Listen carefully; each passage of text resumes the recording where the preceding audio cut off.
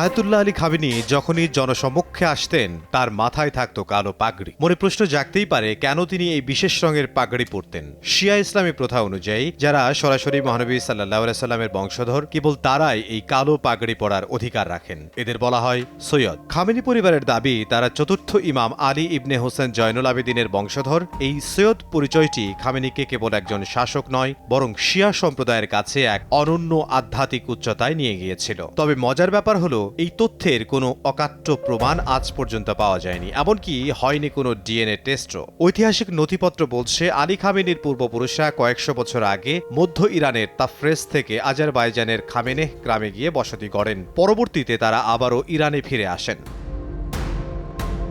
ইরানের ইতিহাসে 2026 সালের ফেব্রুয়ারি মাস এক অগ্নিগর্ভ সময়। দীর্ঘ 37 বছর শাসনের পর বিদায় নেন ইরানের দ্বিতীয় সর্বোচ্চ নেতা আয়াতুল্লাহ আলী খামেনি। তার মৃত্যু কেবল একজন ব্যক্তির বিদায় ছিল না, বরং এটি ছিল ইরানি শাসন ব্যবস্থার এক নতুন অধ্যায়। বাবার মৃত্যুর পর সর্বোচ্চ নেতৃত্বের আসনে বসানো হয় খামেনির মেজ ছেলে মুজতবা খামেনিকে। এরপর থেকেই প্রশ্ন উঠছে, 1979 সালে যে ইরান রাজতন্ত্রের পতন ঘটিয়ে ইসলামী প্রজাতন্ত্র কায়েম করেছিল, সেখানেই কি তবে এখন নতুন এক রাজবংশের শাসন শুরু হলো? সেদিনকার খবরগুলো ঘাটলে দেখা যায় আয়াতুল্লাহ আলী খামেনির মৃত্যুর পরপরই ইরানের রাস্তায় স্লোগান উঠেছিল, মুজতবার মৃত্যু চাই।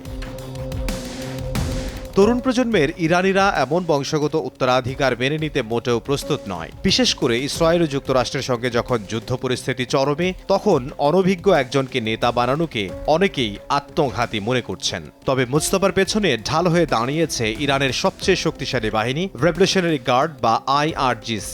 তারা খুব ভালো করেই জানে খামেনি পরিবার ক্ষমতায় থাকলেই তাদের নিজেদের স্বার্থ সুরক্ষিত থাকবে। তাই বলা যায় 2026 সালের এই ক্ষমতা বদল আসলে সামরিক বাহিনী আর একটি প্রভাবশালী পরিবারের সমঝোতারই ফল।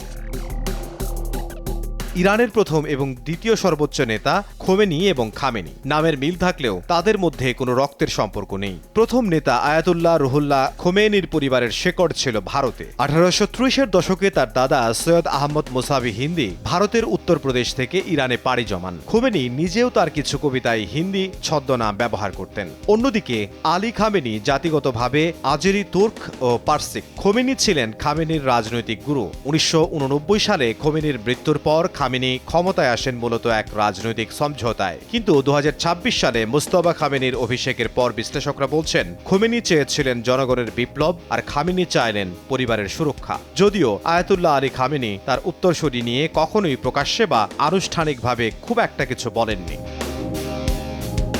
নিজেকে পুরো মুসলিম বিশ্বের নেতা হিসেবে প্রতিষ্ঠিত করতে চেয়েছিলেন আলী খামেনি। ফিলিস্তিন আর কাশ্মীরের পক্ষে কথা বলে তিনি সুন্নিদের মন জয়ের চেষ্টা করেছিলেন। এমনকি 2010 সালে সুন্নিদের পবিত্র ব্যক্তিদের নিয়ে কটূক্তি করা হারাম এমন ঘোষণা করেও তিনি বেশ প্রশংসা কুড়িয়েছিলেন। কিন্তু 2026 সালে মুজতবার এই ক্ষমতা গ্রহণ সুন্নি প্রধান দেশগুলোতে নেতিবাচক প্রভাব ফেলেছে।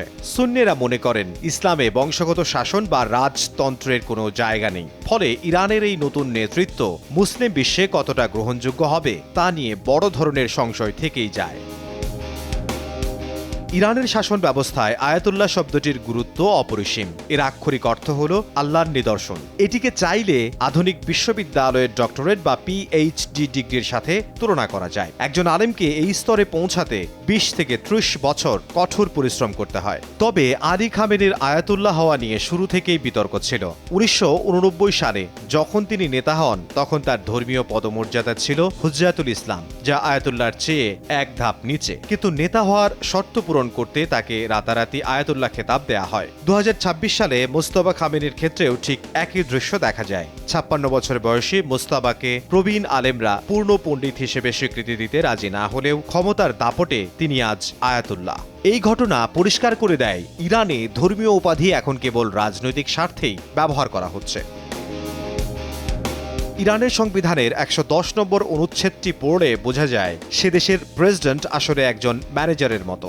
আসল ক্ষমতা থাকে সর্বোচ্চ ধর্মীয় নেতার হাতে। তিনি সশস্ত্র বাহিনীর সর্বাধিনায়ক, তিনি বিচার বিভাগের প্রধান নিয়োগ দেন এবং যুদ্ধ বা শান্তির চূড়ান্ত সিদ্ধান্ত আসে তার কাছ থেকেই। আলী খামেনি গত 3 দশকে নিজের চারপাশে একটি শক্তিশালী সমান্তরাল প্রশাসন গড়ে তুলেছিলেন। প্রায় 2000 প্রতিনিধি প্রতিটি প্রদেশে তার হয়ে কাজ করে। শুধু তাই নয়, ইরানের অর্থনীতির প্রায় 60% নিয়ন্ত্রণ করে এমন কিছু প্রতিষ্ঠান সরাসরি খামেনির কাছে জবাবদিহি করত।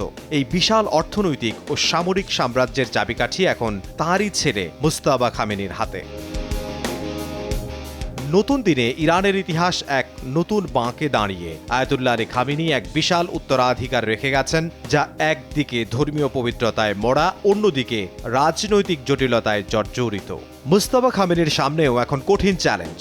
তিনি কি পারবেন তার বাবার মতো বংশগত বৈধতা দিয়ে কোটি কোটি মানুষকে শান্ত রাখতে, নাকি 2026 সালের এই ক্ষমতা বদলই হবে ইরানের ইসলামী বিপ্লবের শেষ পেরেক?